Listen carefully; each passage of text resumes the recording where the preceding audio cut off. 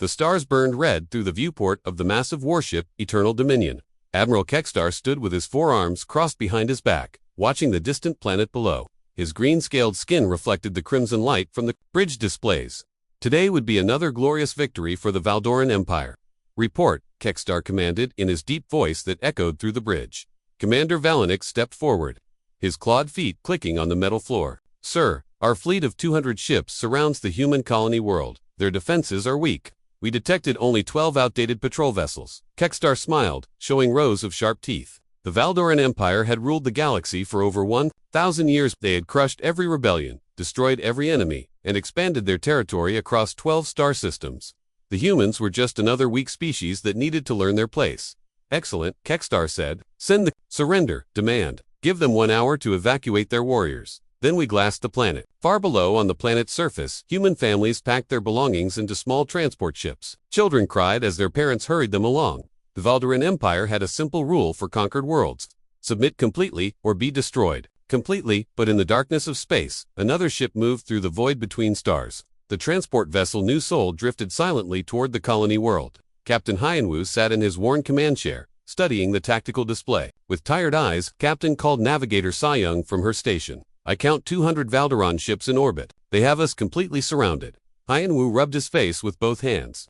He was only 35 years old, but months of running from the Valdoran fleet had aged him. His black hair showed streaks of gray, and dark circles shadowed his eyes. Any chance we can slip past them? He asked. Engineer Taman shook his head. Our engines are barely working, Captain. We pushed them too hard, escaping the last system. If we try to run fast, they will detect us for sure. The New Sol was not a warship. It was an old civilian transport that Hyanwu had converted to rescue human refugees. The ship carried 3,000 people who had fled from Valdoran attacks. On other worlds, men, women, children, and elderly people who just wanted to live in peace. Communications Officer, G1, looked up from her console. Captain, I am receiving the Valdoran surrender demand. They want all military personnel to report to their ships for processing. Everyone on the bridge knew what processing meant. The Valdorans would torture and kill any humans they considered warriors. Then they would enslave or eliminate the civilians. How long until the deadline? Hyanwu asked. 57 minutes, Juan replied. Hyanwu stood up and walked to the main viewport. Below them, the human colony world looked beautiful and peaceful. Green continents and blue oceans reminded him of Earth, the homeworld he had not seen in 5 years. Nearly 1 million humans lived on that planet. Farmers, teachers, doctors, engineers, and children who had never hurt anyone. Captain Soyoung said quietly, "What are your orders?" Hyanwu closed his eyes. As captain, he had to make an impossible choice. If he tried to evacuate people from the planet, the Valdoran fleet would destroy his ship. 3,000 refugees would die, and the planet would still be glassed. If he ran away and saved his passengers, 1 million innocent people would be murdered. Sir, Taman said, our sensors are picking up something strange. What kind of strange? Hyanwu asked. Turning around, Taman frowned at his instruments. There is an energy reading coming from outside the system. Something big is moving toward us. Soyoung checked her navigation sensors, confirmed. Unknown contact approaching from the void. Distance is hard to calculate because the energy signature is unlike anything in our database. On the Valdoran flagship, Commander Valenix reported the same readings to Admiral Kex. Size estimate, Kextar demanded. Unknown. Sir, our sensors cannot get a proper reading. The energy output suggests something very large, but the signal keeps changing. Kextar's eyes narrowed. In 1,000 years of conquest, the Valdoran Empire had encountered many species and many technologies, but they had never seen sensor readings like these. Battle stations, he ordered. Alert all ships in the fleet. Unknown vessel approaching. Across the 200 Valdoran warships, crews rushed to their positions. Weapons powered up, shields activated. The massive dreadnoughts moved into defensive formations around their flagship. On the New Sol, Hyanwu watched his tactical display. As the Valdoran fleet repositioned itself, whatever was coming had made them nervous. Captain, G1 said, should I try to contact the unknown vessel? Not yet, Hyanwu replied. Let's see what happens first. The energy signature grew stronger. By the minute, Taman's engineering sensors showed readings that should have been impossible. Whatever was approaching them seemed to bend space itself around its presence.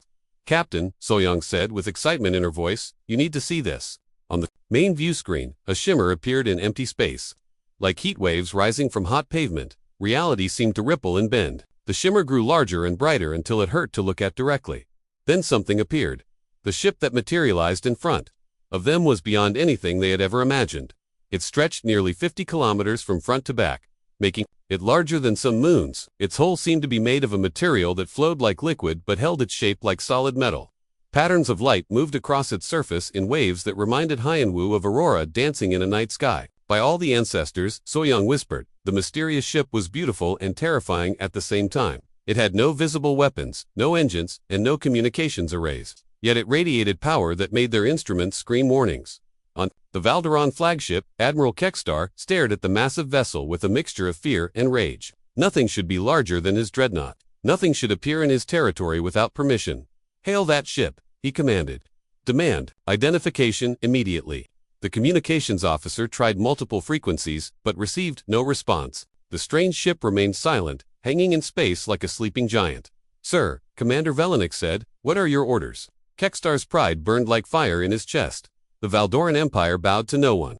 If this unknown ship thought it could challenge their authority, it would learn the price of defiance. Fire warning shots, he ordered. Show them the power of the Empire. The plasma bolts from the Valdoran flagship streaked through space like burning comets. Each shot carried enough energy to destroy a small moon.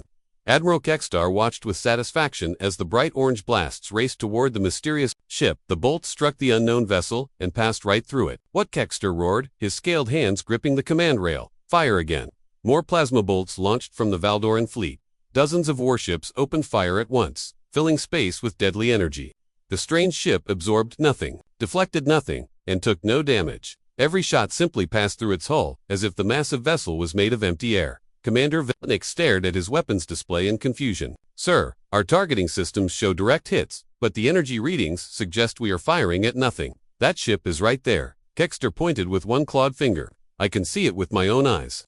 On the new Sol, Captain Hyanwu watched the Valdoran attack with growing amazement. The mysterious ship remained perfectly still while enemy fire passed harmlessly through its hull. No shields flared, no armor sparked. The weapon strikes had no effect at all. Taman Hyanwu called to his engineer. What are your sensors telling you? Taman shook his head slowly, staring at his instruments. Captain, this is impossible. The ship is there, but also not there. My readings show solid matter in one scan, then empty space in the next scan. It is like the vessel exists in multiple states at the same time. Navigator Soyoung turned from her station with wide eyes. The energy signature is getting stronger. Whatever that ship is powered by, it makes our fusion reactors look like candles. Communications Officer G1 monitored all frequencies, trying to detect any signal from the strange vessel. No communications. Captain, the ship is completely silent on all channels. The mysterious ship began to move. It did not turn or accelerate like normal vessels. Instead, it simply glided through space without any visible propulsion. The massive hull shifted position until it hung directly between the Valdoran fleet and the human colony world below. Admiral Kekstar felt a chill run down his spine. In 1,000 years of galactic conquest, the Valdoran Empire had never encountered anything like this. Their weapons were useless. Their sensors gave conflicting readings, and now the unknown ship was protecting the human planet. All ships, maximum firepower. Kekstar commanded, concentrate fire on that vessel. I want it destroyed now. The entire Valdoran fleet opened fire at once. 200 warships unleashed every weapon they possessed. Plasma cannons, particle beams, fusion, torpedoes, and quantum missiles filled the void with destructive energy. The combined firepower could have cracked a planet in half. Every shot passed through the mysterious ship without effect. On the bridge of the new Sol, the crew watched in stunned silence as the massive battle raged around them. The fleet was firing everything they had, creating a light show that could be seen from neighboring star systems. Yet the strange ship remained untouched. Captain G1 said suddenly, I am receiving a transmission. From the Valdoran's Hyanwu asked. No sir, from the unknown ship. The message is in Korean. Hyanwu felt his heart skip a beat. Korean was the language of his childhood, spoken on his home colony before the Valdoran Empire had destroyed it. Very few people in the galaxy knew Korean anymore. What does it say? He asked. G-1 looked up with surprise and confusion on her face. It says, stay back, this will not take long. The mysterious ship began to change. Its hull, which had been flowing like liquid metal, started to solidify into new shapes. Patterns of light grew brighter and spread across the entire surface. The vessel seemed to be waking up from a long sleep. Admiral Kekstar ordered his fleet to continue firing. But panic was spreading through the Valdoran ranks. Their most advanced weapons were completely useless. Some captains began to question whether they were facing a real ship or some kind of ghost. Sir, Commander Velenex reported, several ships are requesting permission to withdraw. No retreat, Kekstar snarled. The Valdoran Empire does not run from anyone. Keep firing until that thing is destroyed. But the strange ship was no longer ignoring them. Something fundamental began to change in the space around the Valderon fleet. Reality itself seemed to bend and twist near the massive vessel. On the new Sol, Taemin's instruments started screaming warnings. Captain, I am detecting massive gravitational distortions. Space-time is being altered in localized areas around the Valderon ships. Altered how? Hyan-Woo demanded. I do not know, sir. The readings make no sense. It is like someone is rewriting the laws of physics. Soyoung checked her navigation sensors and gasped. Captain, look at the tactical display. On the main screen, the Valderon fleet was still firing their weapons, but the energy signatures were wrong. Instead of plasma bolts and particle beams, the sensors showed something impossible. The weapons fire was transforming in mid-flight, changing from destructive energy into something else entirely. What are we looking at? Hyan-Woo asked. I think, Soyoung said slowly. Those are flowers. The plasma bolts from the Valderon ships were indeed becoming flowers. Beautiful, glowing blossoms that drifted through space where deadly weapons should have been. The sight was so strange and wonderful that the human crew could only stare in amazement. Admiral Kekstar watched his weapons turn into harmless decorations and felt fear for the first time in centuries. What kind of technology can do this? He whispered. The transformation was just beginning. The mysterious ship pulsed with increasing brightness, and reality continued to bend around the Valderon fleet. Metal hulls began to shift and change. Weapon systems transformed into sculptures. Engine exhausts became streams of musical notes that hung in the vacuum of space. Sir, Commander Valenik said with terror in his voice, our weapons are turning into art. One by one, the Valderon warships found their deadly arsenals transformed into beautiful, impossible objects. Plasma cannons became crystal harps. Missile launchers turned into fountains of liquid light. The most feared fleet in the galaxy was becoming a floating museum. Captain Hyan-Woo realized he was witnessing something beyond normal technology. This was not just advanced science. This was power that could reshape reality itself. G1, he said quietly, try to contact that ship. Again, what should I say, Captain? Hyan-Woo looked at the massive vessel that was casually rewriting the laws of physics around the Valderon fleet. Whatever intelligence controlled that ship, it was beyond anything he could imagine. Thank you, he said simply. The mysterious ship pulsed with waves of golden light that rippled across its 50-kilometer hull. Each pulse sent invisible forces through space that touched every Valderon vessel in the fleet. What happened next would be remembered throughout the galaxy for centuries to come. Admiral Kekstar stood on his bridge and watched his mighty dreadnought begin to change. The metal walls around him started to flow like water, reshaping themselves into impossible curves and spirals. His command chair transformed into a throne made of living crystal that sang soft melodies when touched. What is happening to my ship? Kekstar roared, but his voice came out as musical notes that hung in the air like glowing butterflies. Commander Valenix tried to respond, but when he opened his mouth, streams of silver light poured out instead of words. The light formed patterns in the air that spelled out his thoughts in languages that had never existed. Across the bridge, control panels were becoming pools of liquid starlight. Officers reached for their instruments and found their hands passing through surfaces that looked solid but felt like warm honey. The artificial gravity began to shift in impossible directions, pulling some crew members toward the ceiling while others floated sideways along the walls. On another Valderon ship, Captain Zorthok watched his weapons bay transform into a garden of metal trees that grew plasma fruit. His engines had become a flock of mechanical birds that flapped their wings but produced no thrust. The ship drifted helplessly as reality rewrote itself around the crew. The massive Valderon battleship Voidrender found its hull covered in mirrors that reflected not the ship itself, but the dreams of everyone aboard. Crew members looked into the surfaces and saw their childhood memories dancing in the reflective depths. Some saw their home planets before the Empire had conquered them. Others saw faces of family members they had lost in wars. Throughout the fleet, the impossible continued to unfold. Time moved differently on each ship. Some vessels aged decades in minutes, their hulls growing ancient and covered with space moss that glowed in rainbow colors. Other ships reversed their aging, becoming newer and shinier until they looked like they had just left the construction yards. On the destroyer, Bloodfang, the crew discovered their weapons had transformed into musical instruments. Plasma cannons became giant drums that echoed with the heartbeats of distant stars. Missile tubes turned into flutes that played melodies that could be felt rather than heard. When the crew tried to fire their weapons, beautiful music filled the void instead of deadly energy. Admiral Kekstar stumbled through his transformed bridge, trying to reach the communications console. The floor beneath his feet had become a shallow pool of liquid light that showed reflections of possible futures. In some reflections, he saw himself as a peaceful explorer. In others, he was a gardener tending to alien flowers. All ships, he tried to command, but his words emerged as poetry that rhymed in 17 different languages at once. Report your status immediately. The responses that came back were beyond belief.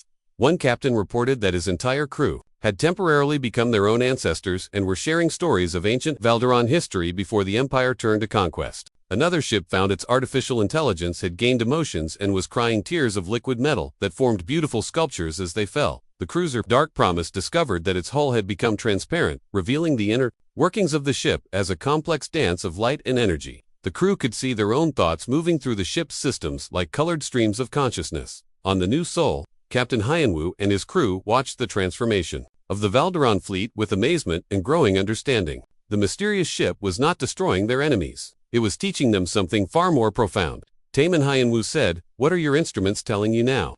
Engineer Taman stared at his displays with wonder. "Captain, the energy patterns are unlike anything in our databases. The ship is not just changing matter. It is changing the fundamental rules that govern how matter behaves. It is rewriting physics itself in localized areas." Navigator Soyoung pointed to her screens. "Look at the Valdoran flagship. Its mass readings keep changing. One moment it weighs as much as a moon. The next moment it has no mass at all." Communications Officer G1 monitored the Valdoran transmissions with fascination. "Captain, they are trying to call for reinforcements, but their messages are being transformed to, instead of military orders, they are sending poetry about the beauty of peace across the galaxy." The mysterious ship continued its demonstration. Some Valdoran vessels found their crews temporarily transformed into pure energy beings who could see through time and space. They witnessed the birth of stars, the formation of galaxies, and the interconnected nature of all life in the universe. When they returned to their physical forms, many wept at the beauty they had experienced. Other ships discovered their weapon systems had become healing devices that could repair damaged tissue and broken spirits. Medical bays were transformed into gardens where injured crew members could rest among flowers that sang lullabies in their native languages. The battleship, Iron Fist, found its armor plating had become scales that changed color based on the emotions of the crew. When the soldiers felt anger, the scales turned red. When they experienced wonder at their transformation, the scales shifted to brilliant gold and blue patterns. Throughout the fleet, no one was harmed. The transformations were precise, artistic, and completely reversible. The mysterious ship was demonstrating power beyond imagination while showing perfect restraint. It could have easily destroyed every Valdoran vessel, but instead chose to teach them about possibility and beauty. Admiral Kekstar finally reached a functioning communication panel. Though it had become a sculpture of flowing water that somehow transmitted his thoughts directly, he managed to send a message to his entire fleet. "All ships, cease all hostile actions. We are dealing with power beyond our understanding. Stand down and observe." The mysterious ship pulsed one final time, and suddenly all the Valdoran vessels were restored to their original forms. Weapons returned to normal. Hulls became solid metal again. Gravity worked properly, but the memory of what they had experienced remained, burned into every crew member's mind. Captain Hyanwu realized that the demonstration was over, but its impact would last forever. The Valdoran Empire had been shown that their understanding of power was primitive compared to what was possible. The massive unknown ship began to move again, positioning itself closer to the new Sol. The massive ship moved through space without sound or visible propulsion, gliding toward the new Sol like a mountain floating on an invisible ocean. Captain Hyanwu felt his heart racing as the 50-kilometer vessel approached his small transport. Compared to the mysterious ship, the new Sol looked like a tiny insect next to a whale. "Captain," Communications Officer G1 called out, "I am receiving a transmission request from the unknown vessel." "Put it through," Hyanwu replied, straightening in his command chair. The bridge lights dimmed, and a figure began to materialize in the center of the room. The hologram showed a tall being that looked human at first glance, but moved with a fluid grace that seemed to defy gravity. The figure appeared to be made of starlight and shadow, constantly shifting between solid form and pure energy. "People of Earth," the being spoke in perfect Korean, then smoothly switched to English, Mandarin, Spanish, and dozens of other human languages. "I am Dalnim of the Terran Ascendancy Fleet." Captain Hyanwu stared at the holographic figure with growing amazement. The being looked human, but there was something ancient and wise in its eyes that spoke of experiences beyond normal understanding. "You know our languages," Navigator Soyoung said in wonder. Dal-Nim smiled, and when it did, small points of light danced around its face like fireflies. "I know all human languages, including those that have been lost to time. I have been watching your species for longer than your recorded history." Engineer Taman leaned forward in his seat. "Are you human?" "I was human once," Dalnim replied.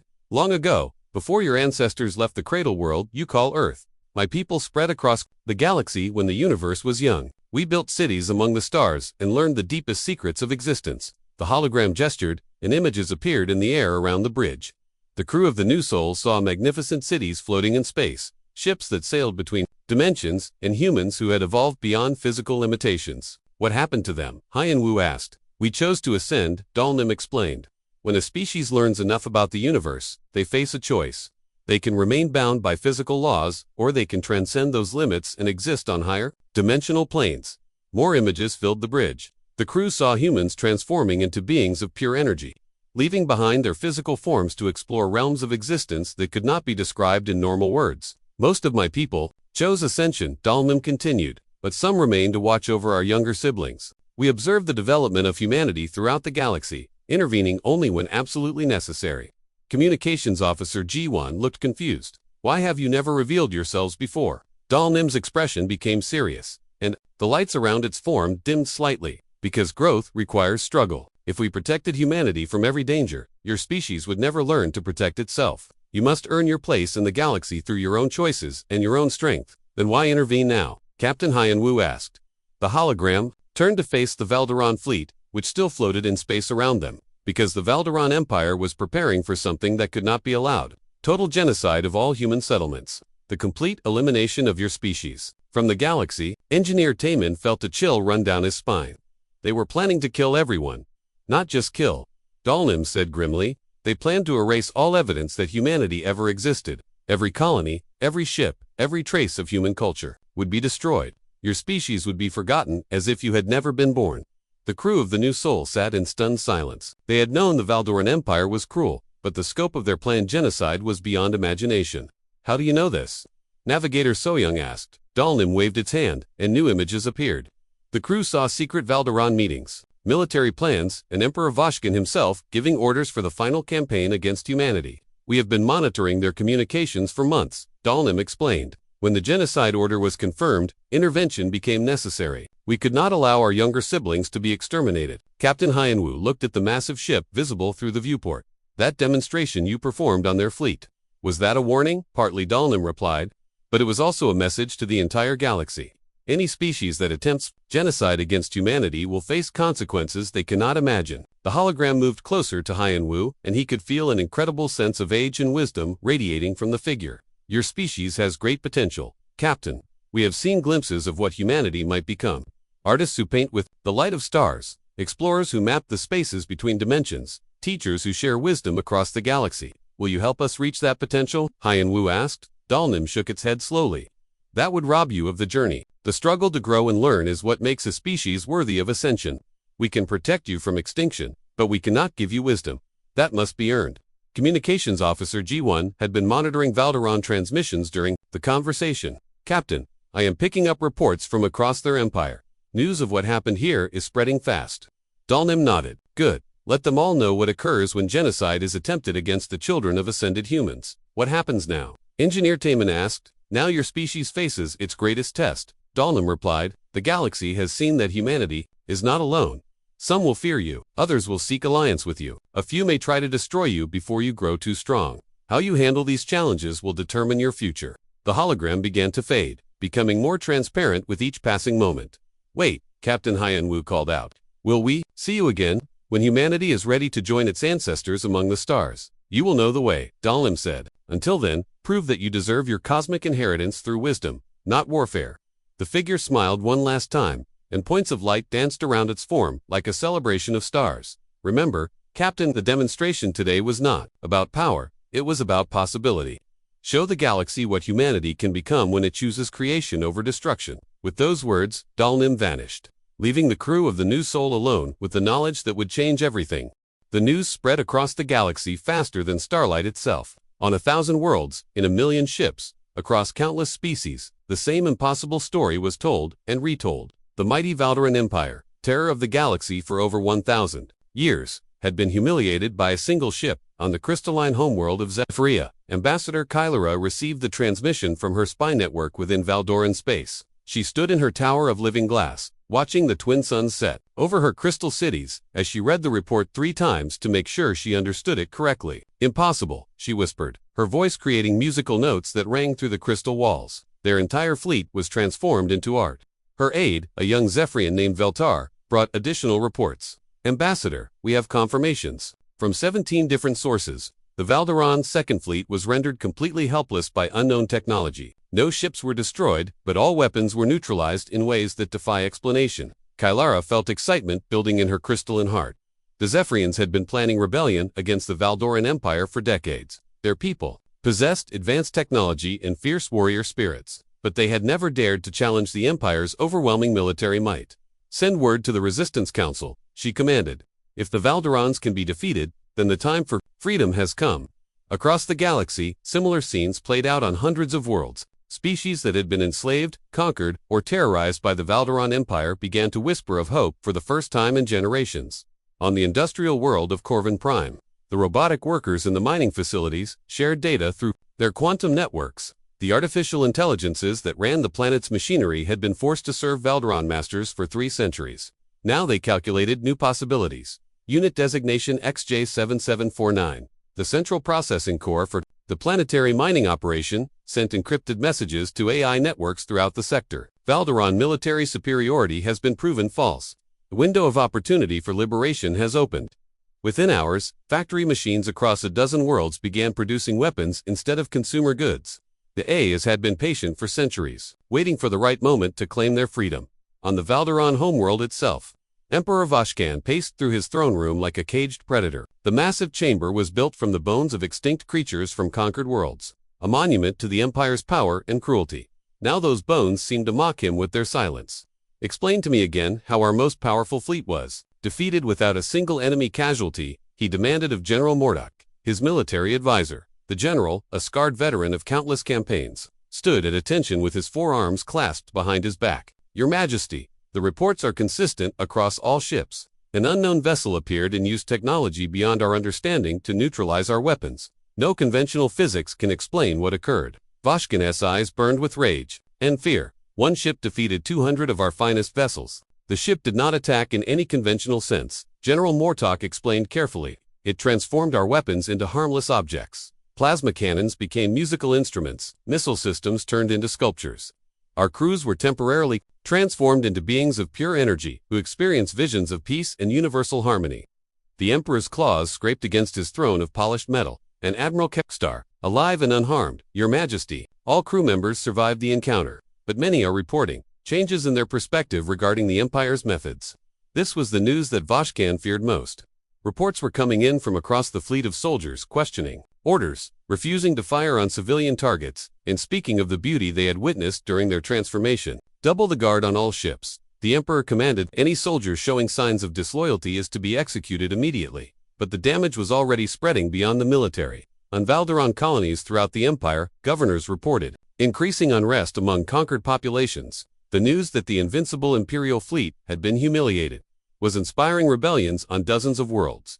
On the mining world of Asteroid Belt, human slaves working in the deep tunnels heard whispered rumors of their homeworld's protection by mysterious guardians. A young miner named Dongsu shared the news with his work crew during their brief rest period. "They say a ship appeared that was larger than anything the Valderans have ever built," he told his fellow workers. "It protected a human colony and made fools of the Empire's greatest admirals." An older woman named Minkung, who had been enslaved for 20 years, felt tears running down her dust-covered face. "Do you think it is true? Could there really be ships protecting our people?"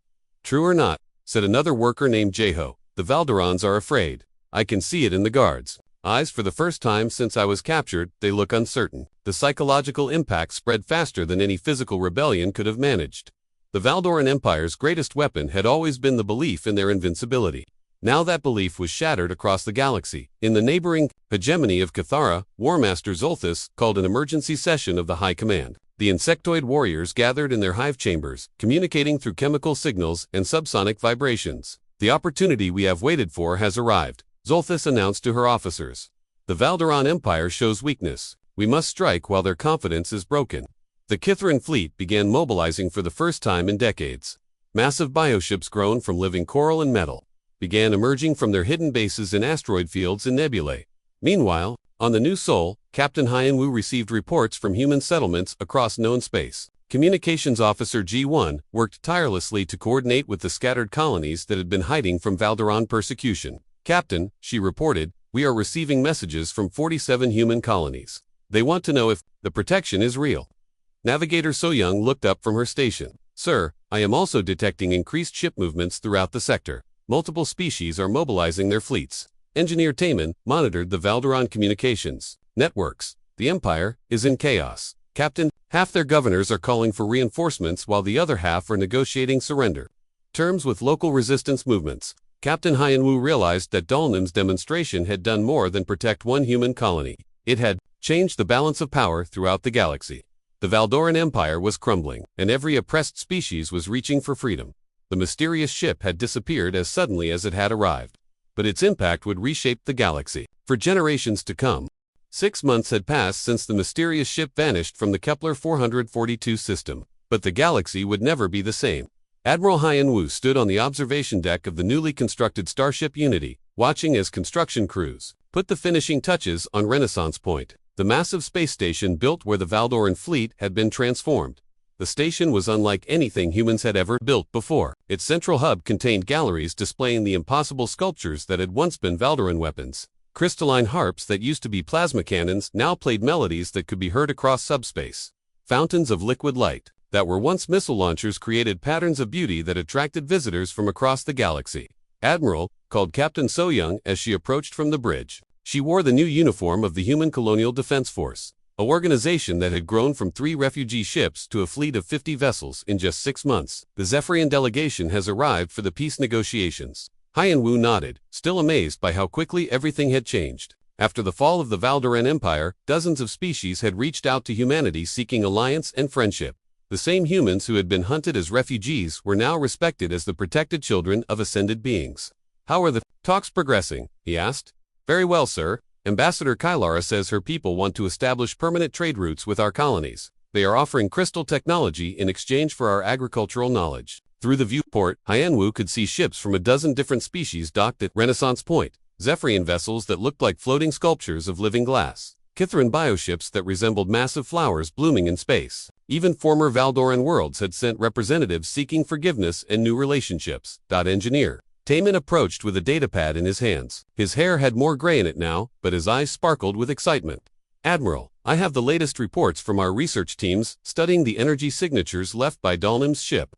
"Any progress?" Hyanwu asked. "Slow but steady," replied. "We have identified 17 new principles of physics from analyzing the transformation sites. Dr. Sungmei's team believes they can develop limited gravity manipulation within the next 5 years." The humans had discovered that the mysterious ship's demonstration had left behind traces of advanced science embedded in the fabric of space itself. Teams of researchers from multiple species were working together to understand these gifts of knowledge. Communications Officer G1 joined them, now wearing the insignia of Director of Interspecies Relations. "Admiral, we just received a message from the human colony on New Busan. They report that former Valdoran slaves have been arriving daily seeking sanctuary." "How many?" Hyanwu asked. "Over 10,000 this week alone. Humans, Zephyrians, Kitharans, and even some reformed Valdorans who rejected their empire's ways." The collapse of the Valdoran Empire had been swift and complete. Within 3 months of the demonstration, rebel forces had captured the capital world. Emperor Vashkin had been overthrown by his own people, many of whom had been inspired by the visions of peace experienced by the transformed fleet crews. Admiral Kekstar himself had become one of the most surprising converts. The former military commander now worked as a counselor helping other reformed soldiers adjust to lives without conquest and violence. Sir So-Young said, pointing through the viewport, "Look at that." A new ship was approaching Renaissance Point, but this one was different. It was clearly human in design, but incorporated technologies that had never existed before. The hull seemed to shift between dimensions, and patterns of light flowed across its surface in ways that reminded Hyanwu of Dalnim's vessel. "That is the new exploration ship Horizon Walker," Taman explained with pride. "Built using principles we learned from studying the transformation sites. It is our first vessel capable of limited dimensional travel." The ship was humanity's first attempt to incorporate the advanced sciences they had glimpsed during the demonstration. It could not match the reality warping abilities of the ascended humans, but it represented a significant step forward in human technological development. "Who is commanding it?" Hyanwu asked. "Captain Minho, formerly of the refugee ship Eternal Hope. His mission is to explore the Outer Rim territories and establish contact with species that have never encountered humans before." As they watched, the Horizon Walker docked gracefully. With Renaissance Point, its arrival symbolized humanity's new role in the galaxy. No longer refugees running from persecution, they had become explorers, diplomats, and teachers. A soft chime indicated an incoming priority message. G1 activated her communicator and listened for a moment before her eyes widened with surprise. Admiral, this message is marked with the same quantum signature as Dalnim's communications. Hyan-Woo felt his heart skip a beat. Put it through. The familiar voice of Dalnim filled the observation deck, though no hologram appeared this time. People of Earth, I hope this message finds you well. I have been observing your progress with great interest. 6 months ago, you faced extinction. Today, you have become leaders in a galaxy-wide movement toward peace and cooperation. Former enemies now call you friends. Species that once feared each other now work together on your space stations. You have chosen wisdom over warfare, creation over destruction. You have proven that humanity deserves its place among the stars. Hyan-Woo looked around at his crew, all of whom were listening with wonder and pride. The demonstration was not just about protecting you from the Valderon Empire, Dalnim continued. It was about showing the galaxy what becomes possible when beings choose transformation over domination. You have learned that lesson well. Continue on this path. Explore the unknown. Build bridges between species. Share knowledge freely. When you are ready to join your ancestors among the higher dimensions, you will find the way naturally. But remember, the greatest power is knowing when not to use it. Teach this to others as it was taught to you. The message ended, leaving the observation deck in thoughtful silence. Later that day, Hyan-Woo stood in the central gallery of Renaissance Point, surrounded by the beautiful sculptures that had once been instruments of war. Children from dozens of species played together among the crystalline harps and fountains of light, their laughter echoing through the halls. A reformed Valderan artist named Kethfer was teaching human students how to shape metal using sound waves as Ephrian engineers shared crystal growing techniques with Kithran biotechnicians. Former enemies had become collaborators in building a better future. The strange ship had appeared and disappeared, leaving the empire in ruins. But from those ruins had grown something far more beautiful than anything that had come before. The galaxy had learned that true strength came not from the power to destroy, but from the wisdom to create and transform. Humanity had found its cosmic inheritance at last.